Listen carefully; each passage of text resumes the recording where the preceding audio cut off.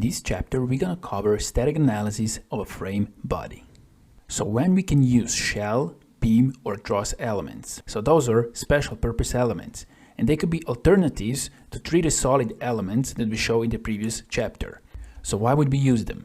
We could use 3D solid elements all the time, but in some special cases, you'll get better results and you will get a faster and more efficient analysis. Because the solid elements are 3D elements and they takes a lot of memory. So if you have some object that looks like beam, then you can treat like beam.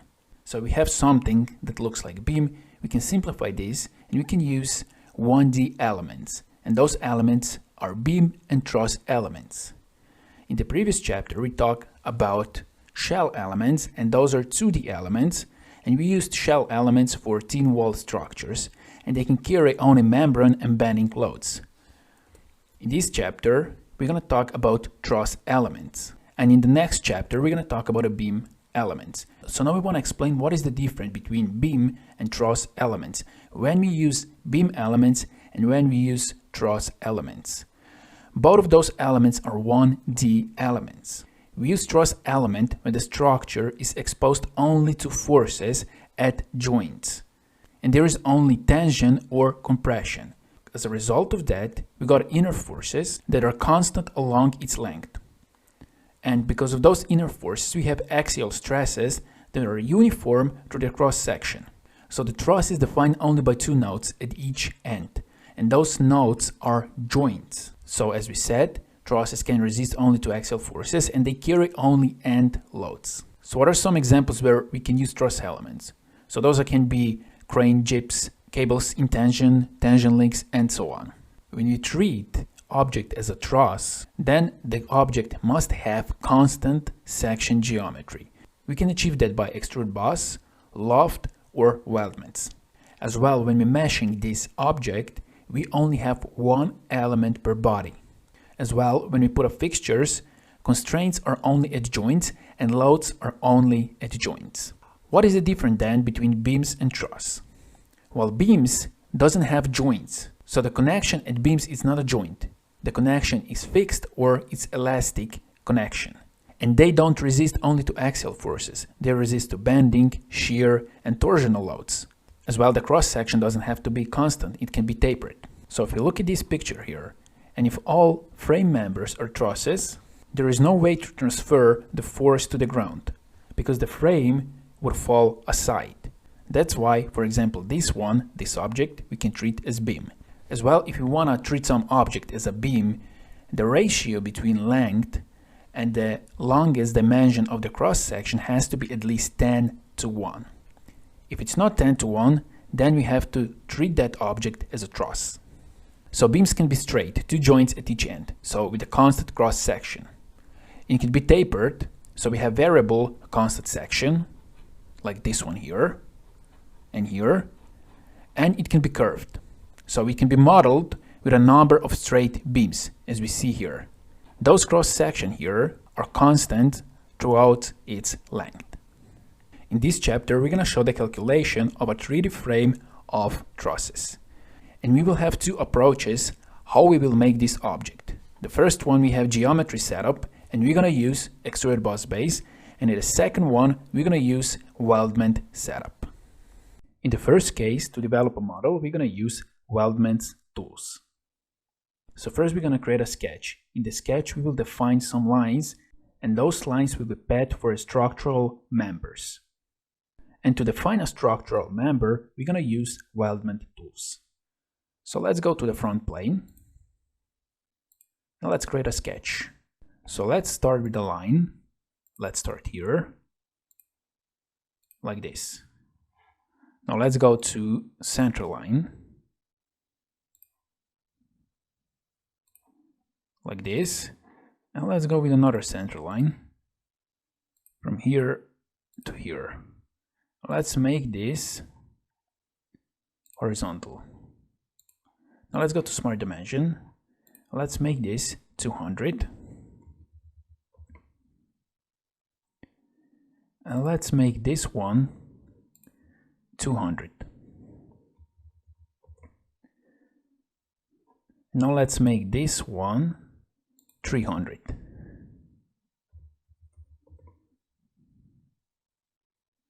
And let's click OK. Now we can exit sketch. So this is our first sketch.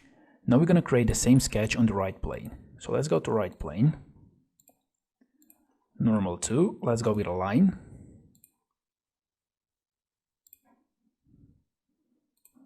Like this. Let's go with center line.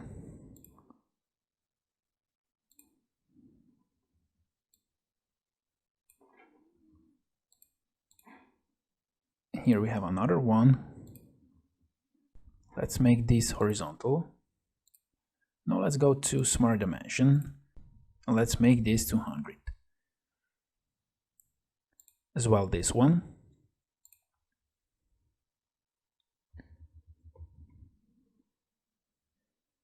And let's make this one 300.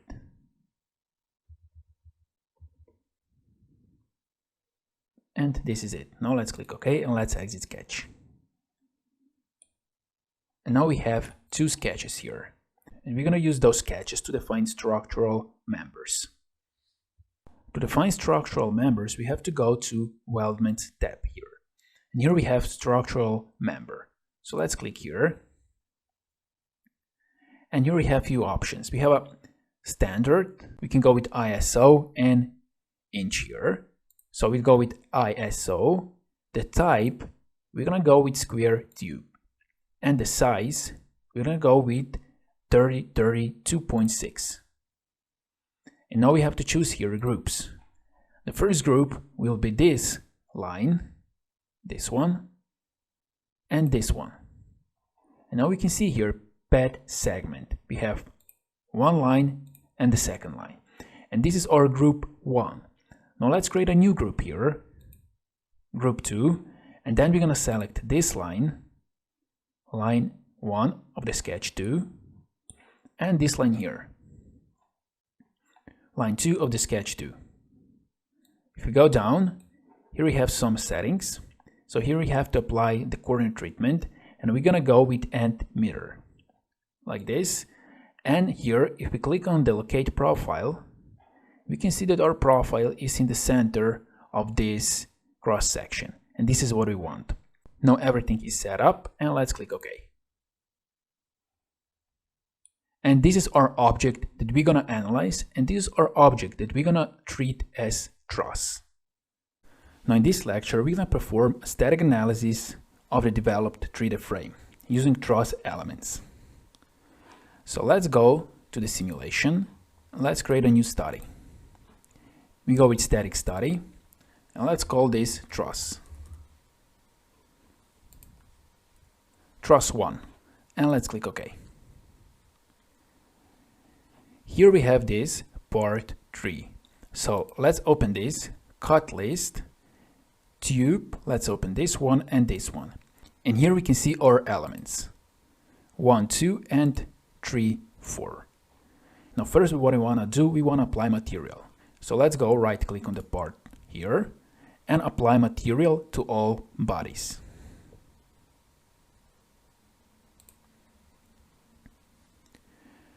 We're gonna go with 1060 alloy, so let's go here to aluminum alloys, and let's choose 1060. We want to make sure that we have elastic modulus and yield strength. So let's apply this and close. And we can see that here we have our material. Now we want to treat those elements as trusses. So let's right click on this element, and here we have option treat as solid. So we can check this, and now here we can see that the icon changes because this one is treated as solid. If we don't want that, we can right click and we can choose here treat as beam, but we don't have a treat as truss. But now let's click treat as beam, and let's right click and let's go edit definition. And here we can choose beam or truss, and by the default we have a beam. So the software recognizes this as a beam, but we want to treat this as a truss. So we're going to check a truss here, like this. And let's click OK. And now we can see that the icon changes to this one. Now let's go right click to the second one, edit definition. Let's check truss and OK. we can see the icon changed.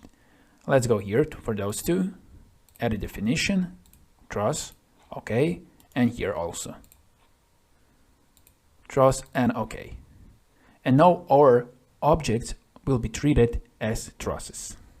So when we define beams or trusses, the software automatically generates a new group here, and this is joint group.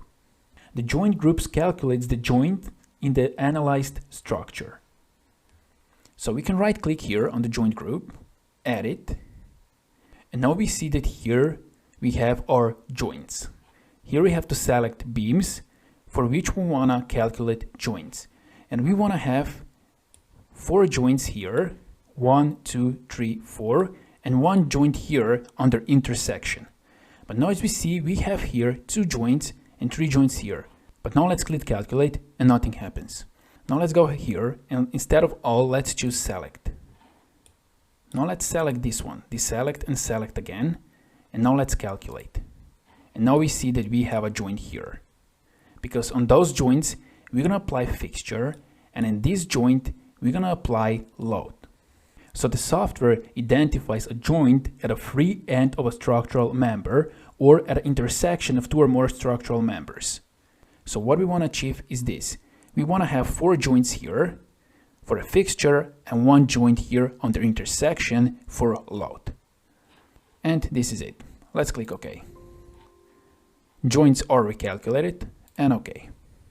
The next step is to define fixture. So here we go to fixture, right click, and let's go with fixed geometry. So only translational restraints can be applied to truss joints. And we're gonna use immovable no translation. So we're gonna choose this joint, this joint, this joint, and this joint. And now here we can see this arrow, the blue one. And now we can see that this object is fixed on those joints. Let's click OK. The next step is to apply a load.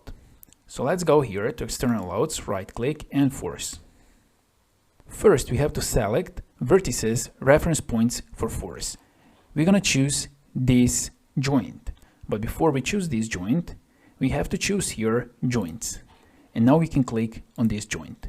And this joint is here. As well, here we have to select a face edge plane for direction. So let's click here, open, and let's go with top plane. Now make sure you have SI units, and we have here a force along plane 1. We're gonna have 2000 newtons. Along plane 2, we're gonna have 4000 newtons. And along plane 3, we're gonna have 6000 newtons. And we're gonna go with reverse direction, like this, to down, not to up, but to down. And now let's click OK.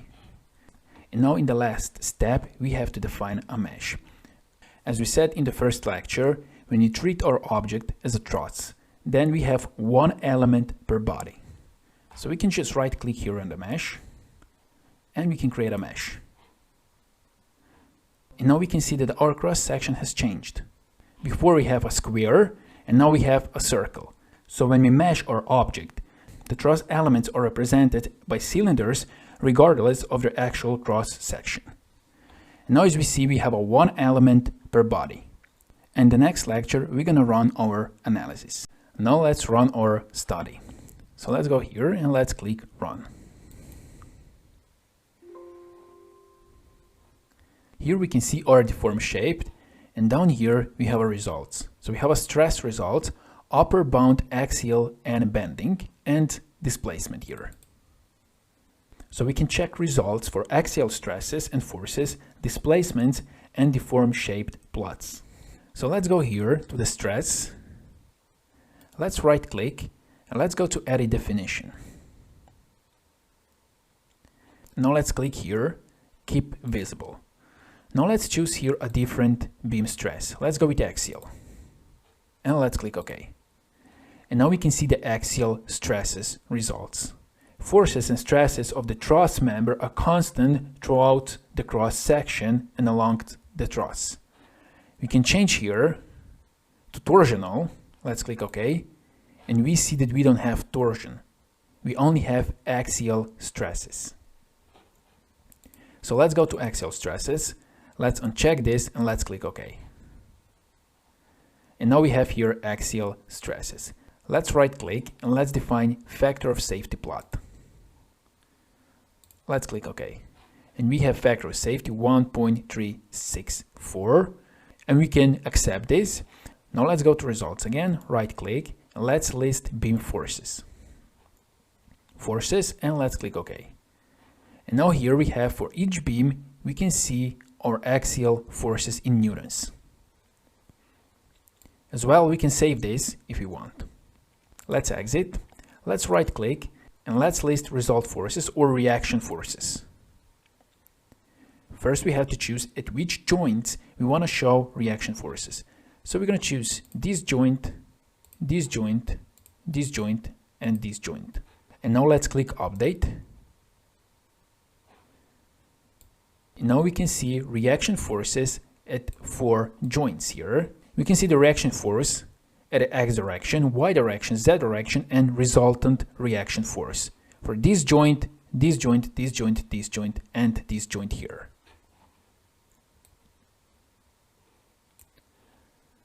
Let's click OK. Now let's right click here, and here we have define beam diagram. With the beam diagram, we can see the inner forces. So let's click on this one. And now here we can choose what we want to display. We want to display axial force. And now let's go with all beams. Let's click OK. And now here we have a diagram of our axial forces here. For this element, and this element here. As well, here we have a displacement plot. We can right click on it, add a definition.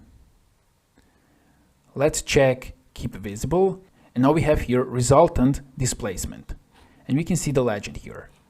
We can change this and you can go to X displacement. Let's click OK. And now we have a different results here. We can go to Y displacement, click OK.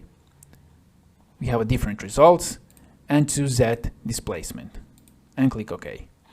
As well, we can animate this, so we can go to animation. And now we can see the animation of our deformation. Let's exit. Now let's double click on the stress. Let's go to plot tools and let's choose a probe. And now we can specify here the point at which we want to see our axial stress. So we can choose this point here, and this point here. So here we have the location and the value of the axial stress. As well, here we can define a plot. So we can check this, and now we have a plot here of our axial stresses in the node 1, 2, 3, and 4.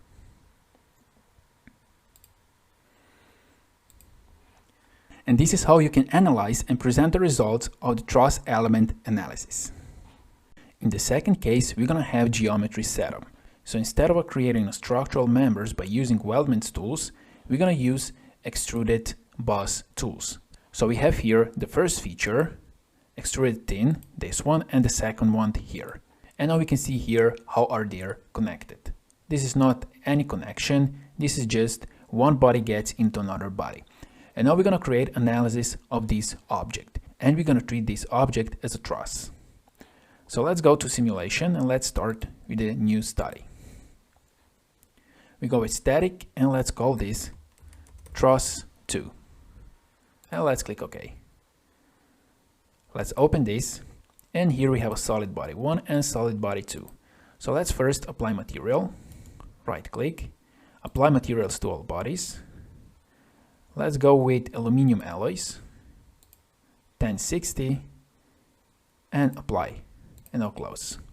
Now here we have a connections, component contacts, and we're gonna delete this one. So right click and delete. Now let's go to our solid body 1, right click, and let's go treat as beam. And now we can see that the icon is changed. Now let's right click, let's go edit definition, and let's go with type truss, and let's click OK. Now we can right click here, let's go treat as beam, right click, edit definition, and let's go with truss. So as we saw, SolidWorks automatically recognized those as a solid, and the software treated those objects as solid. And now we change the truss. Now here we have a new joint group. Right click. Let's go with edit. So we have here extrude thin one. Let's go with select, and let's select this one. And let's go with calculate. And now we have 3 joints. 2 joints for fixture, this one and this one. And here we have a new joint that we have created where is intersection of those 2 features. Now let's click OK. And now we can go to fixture, right click, fix geometry. Let's go with fix geometry and let's choose this one and this one. And let's click OK. Now let's go again to fixture, fix geometry. And now let's choose user reference geometry. This one. And let's choose this joint here. And here down we have to choose face, edge, plane or axis for direction. And we're gonna choose here front plane. So we wanna make sure that the formation will only along this front plane. So we're gonna choose this plane, and here we're gonna choose normal to plane. So any deformation that's normal to plane, it's not possible. And now let's click OK. And now we can go to define loads, right click, let's add forces, and let's go here with joints. We're gonna have a force at this joint here. We're gonna have along plane 1, and this one will be 2000 newtons. And here we have along plane 2, and we have 3000 newtons. Like this, and now let's click OK. Oh, we have to select a reference plane. Okay, so here we have to select our plane, and let's go with front plane. And now we can see our forces here. And now let's click OK. And now let's go to mesh, right click and create a mesh. And now we can see that we have one element per body. And now we can run our study. So let's go to run study. And this is the result. So we can analyze the results and present the results in the same way as we showed when we had our object created with weldment features. So here we have a stress. We can change this. We can go to edit definition, and we can change this to axial. Like this. We can go right click. We can go define beam diagrams. So we're gonna show axial forces, and let's click OK. And this is our beam diagram of the axial forces. We can also right click, we can show reaction forces at this joint and at this joint here. Now let's go with update. And now we can see the reaction forces at those joints. Let's click OK. As well, we can show the displacement. And now we have resultant displacement, and we can change this if we want. Right click, edit definition.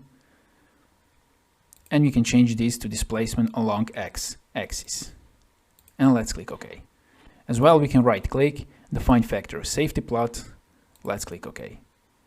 And we have factor of safety plot 0.8. So the factor of safety is below 1.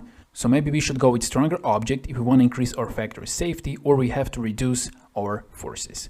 In general, this is the way how you can analyze your object when you treat as a truss. You can create your object with extruded boss base, loft boss base, or you can create with Weldment Tools.